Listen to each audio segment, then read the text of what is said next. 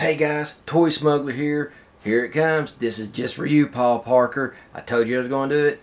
Vintage Dagobah playset review.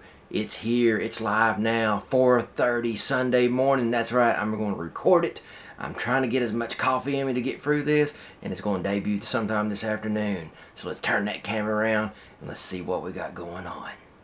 Alright guys, here we are. Vintage Kenner Dagabah 1981, and this is, as a kid, it was one of my most favorite play sets, because one thing that I always loved about this is the high detail of sculpting that was on this base on the outside and also on the inside. And another reason I love this thing is the amount of play value that was compacted on such a small play set. I mean, they really try to utilize every square inch of this. Roughly would fit in a 1 foot square. And obviously we see right here up front is the entrance to Yoda's house. Well, actually this was technically entrance. This was just help you so you as a kid can view the inside a little bit better, and it really wasn't part of the original movie design. And the amount of sculpting here is great. I'm going to try to move the camera here. I mean, like there's this little small lizard here. I'm going to try to scope in here. Let's see if we can capture some better details. Slowly do a pan. Yeah, there we go. So you can capture the little lizard here and stuff like that, and this all the little vine work is very, very well done. I'm going to slowly do a pan here. Turn around. Alright, and you can see the foam on mine. I have a green, and a lot of people I'm going to go ahead and do a pan back out a little bit. You see the green foam, and also there we go. See, mine, the foam on these swamps all deteriorate. Now I had a green foam in mine for years, but if you go to your local comic book shop where they sell like magic cards and stuff like that, you will find in those boxes all these little pieces of square like charcoal gray foam. I know at Battlegrounds Comics and Games they got tons of these laying around, so I'm actually going to be switching that out for that to give it a little bit more. I think it'll blend in with the color scheme a little bit better. So, in this, continuing with the artwork design, the vines and the little swamp grass, and I got another one, but I don't have the top yet. I'm trying to find another top. I would love to do like a deco wash or some highlights on painting to see what it would really look like to bring out some of these elements, because with the non-extra paint on it, applications on it, it's really hard to see the detail unless you really get on it. And right here is another little bitty, looks like a frog lizard. It's got more of a frog head. Very nice design work. I mean, the sculpting on this, it took a while. And of course it came with the little boxes here where you can push the little lever to do the little floating thing. And this is also the area what they call the spirit of Obi-Wan, where he walked in. And mine does not have the little branch thing. I never liked that feature, so not having it really don't bother me any. I mean, if I luck up and come across it, I will get it, but other than that, I'm not going out of my way. I think they go for anywhere between 15 to 20 bucks on eBay, and that is just totally ridiculous. So, and in the play value it offers on the other side, really not much of a value, I don't think. Alright, we're spinning around here. And also too, on these floating things, it came with a tube, and a lot of people lose the little cylinder thing. And I'm here to tell you, if you lose that, don't stress over it and try to buy it. Take you any kind of cap off, any kind of marker, any kind of lids, pick anything like that. You can find one that's got the same kind of style, even on this nail varnish stuff that I use. You can find it. I mean, there's several different items that has the same kind of cylinder in it. Give it a cheap spray paint of silver on it, and it serves the same purpose. Unless you're just one of them psychotic completists, this is something, and trust me, do not waste your time and money on. It is not worth it. And see here, then we come back here, the part where Luke goes into the cave area to meet up with Vader. Try to get this thing to stand up. There we go. This area was pretty neat. Like I said, they try to use every square inch of this instead of it just having no use. And like I said, it's very creative way to, and like I said, the little panel things, that was a big thing for them. I think it was used on these Land of the Jawas play set, the Hoff play sets, and stuff like that. And, you know, is a gimmick that was reused time and time again.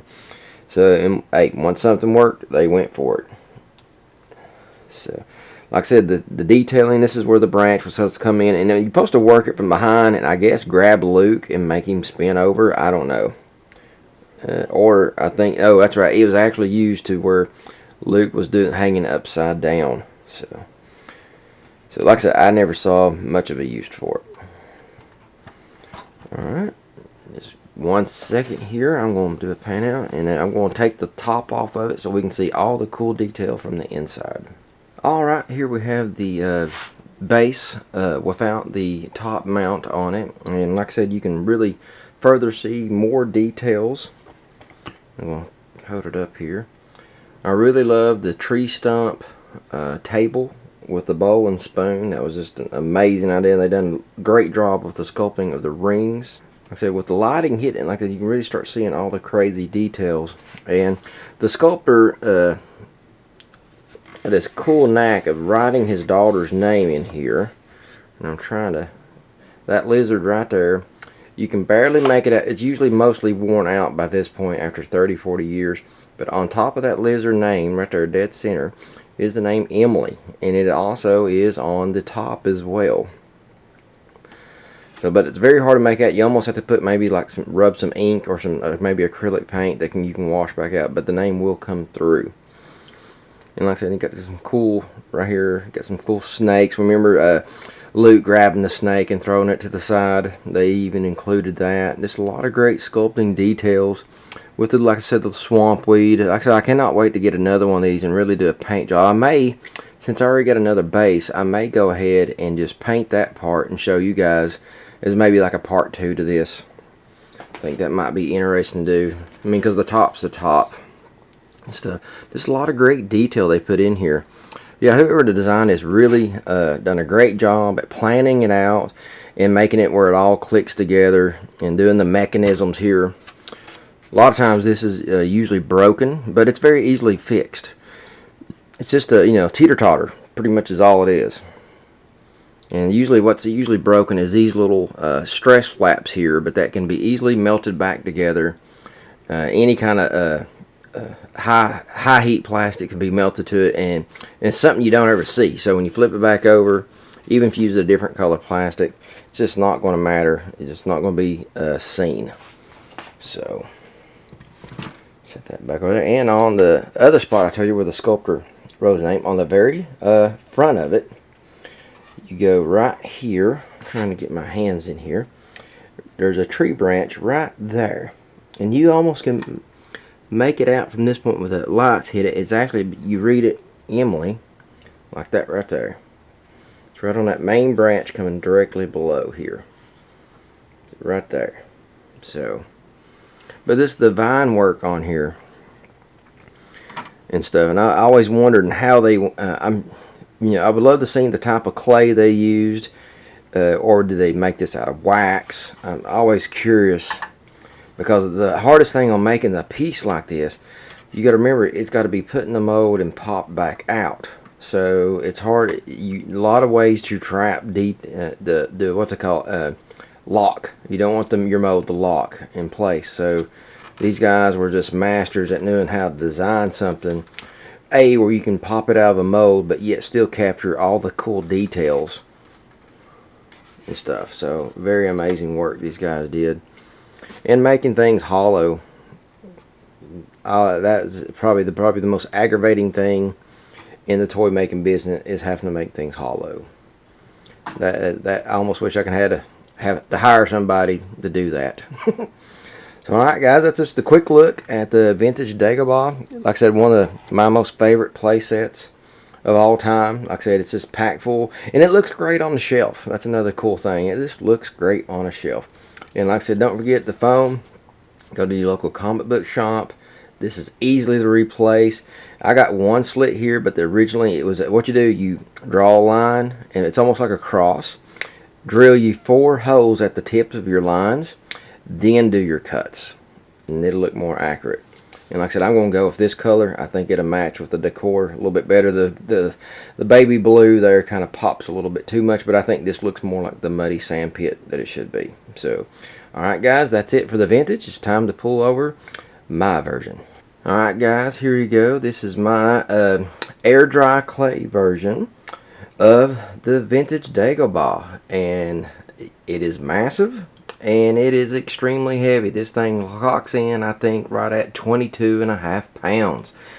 And I know you're wondering, why in the world did you make it so heavy? Well, the whole way this whole playset came about was I had a 25-pound block of air dry clay, and I had like 3/4 of it. I had a project, and it didn't take as much clay as I thought.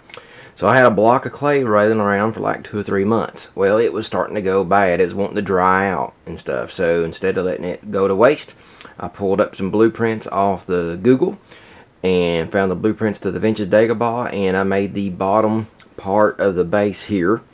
And I did not have time. I had later on, like a few months later, I went back and I got different panels that come off here that you'll be seeing here in a few minutes. So I did it just so I wouldn't throw away clay. I hate throwing away art supplies. I will find some excuse to use it on something. So we're going to here, and so like I said, a few months later I came back and I designed these panels here where I can grab it with my fingers, and boom, here you go. Alright, I'm going to try to move you guys in here, get a little better close up to the inside here. There we go. And once again, I also too have a little bow. I did not sculpt a spoon, but I do have the bowl here, and I have all the same play features. I try to make it map out, make it look like just like the movie with the little there's a little shelf here and stuff. And I'll give it a slight little spin here. In the back, you even have his chimney. And hold on, I'm knocking down G.I. Joes. Very, like I said, very large play set here. And the scale is very nice. Like I said, I got it scaled for the old vintage figures, and it works very well. And you can see it even goes to the second level of the room back here. And the chimney, it's even removable. I'll come around to that. And it's even, there's a, show you this too.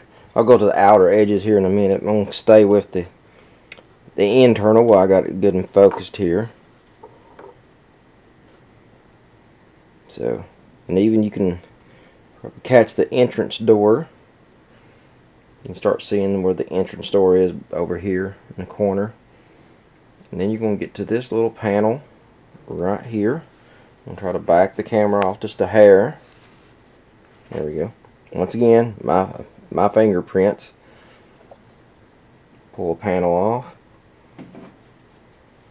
And it just gives you another more insight behind the little walls, the little window that was right here. Another little window here. And I'm going to turn it back a little bit so you can hopefully see it. So you can capture a little bit of a set of bunk beds. You know, this is where Yoda passed away. And just above him was a shelf slash other bed as well. Try to get that camera as you can see it right there. And this was all in the blueprints. So spin it around, and that top bunk, you actually have access to the top bunk here.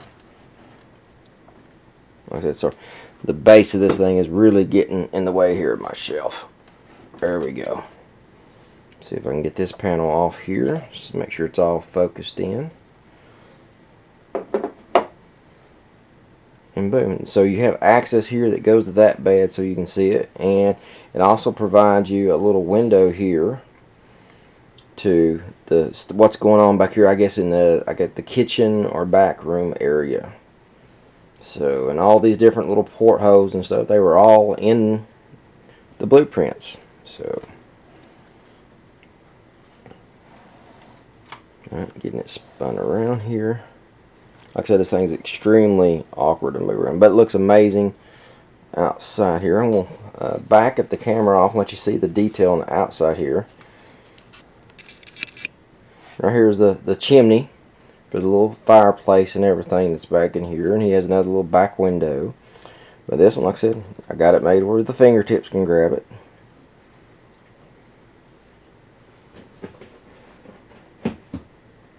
And there you go, and there's the back pillar and stuff. And it looks like he has a little wash bowl area here and stuff. Really cool. Actually, I think what I might do is try to get the camera in a little bit better. Right, here we go. I think I got it zoomed in here. We can see a little bit better. You see some large cracks in the floor back there. This is where that air dry clay just started popping and cracking. I actually put Elmer's glue and let it just seep down there, and to me it just added more character to the piece. The rougher, and I never clean this piece. I let the dust just really settle in on this piece. I think it just adds to the character to it. And I'm going to spin it back a little bit here. And there's another little touch of that glimpse of that fireplace and stuff. So I'm trying to make it, and I wish I did this at the beginning, but I can still fix it. I'm going to show you this little idea I had. I'm thinking about taking a tea candle here and whittling it out to where it will fit back here into this little slot here, to where I can light it and show a little flame in the fireplace. This clay should be able to handle that heat. Shouldn't hurt it one bit. It may turn it black, but that's about it though. Alright, we'll keep spinning her around here. Like I said, this was a labor of love. This is honestly, even though as much as I enjoy the vintage piece, I really love this playset. It just, like I said, a little bit more movie accurate. You know, not that the other one was not, but it was made for a toy. This is more made for displaying your figures and stuff. And I'll try to get a little bit better detailing right over here on the main room. There we go. So we got a real cool back shelf back here. You can see the little window area, a stone block, and this is, like I said, where Luke sat and Yoda. They had most of their little dialogue talking, and I love how the cave just rolls back through there. So I'm wanting to go back and really trick this out with a lot of little details, like the hanging pot, and that I don't have on there. So little things like that. And I know this is going to sound crazy, but one of the things I'm wanting to do up here in my backyard is a nice little forest area. So you can really see in the back right there. Really cool. And what I'm wanting to do is set this thing out in the woods, because I've noticed there's a lot of great moss that grows back here. And what I would love to do is set it back there about springtime, and see by summer if I get a lot of really cool natural moss growing. So it's just, the biggest thing is just hope some cat don't come by, or dog, and mess with it. So, but guys, this is my vintage air dry clay Dagobah, and I hope you enjoyed this. And we're going to turn the camera around, give you all some more updates, and I hope you enjoyed.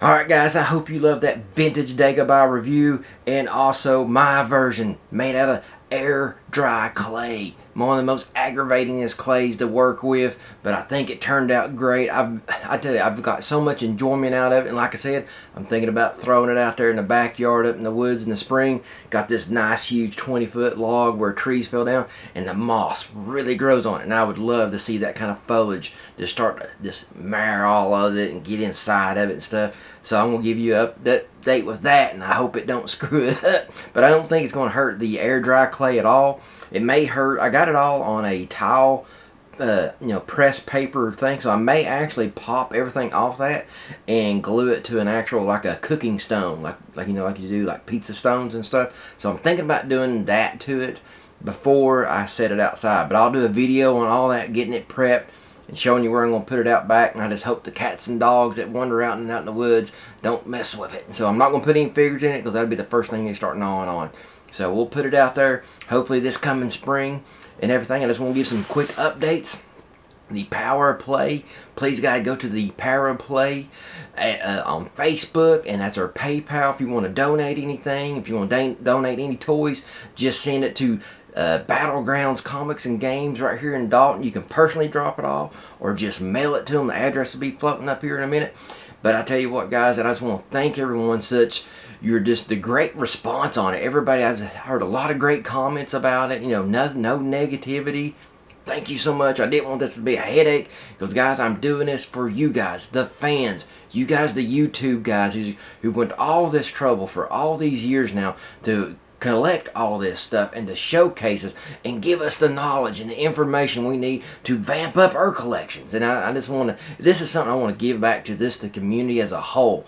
And like I said, we're offering different training programs, restoration programs. We're going to take some young kids and really train them up to where somewhere about 5 years in the future, we're going to be taking their talents and going back to maybe like New York Comic Con and really put a spread down some of the coolest action figures you've ever seen. I know it sounds crazy, but that's why I'm doing it. It sounds impossible. That's why I'm doing it. I love to tackle the impossible. So ladies and gentlemen, I'm Kevin the Toy Smuggler. Stay tuned. We got tons of things constantly rolling in. I'm always working on something crazy. That's right. Toy Smuggler is crazy. Oh yeah.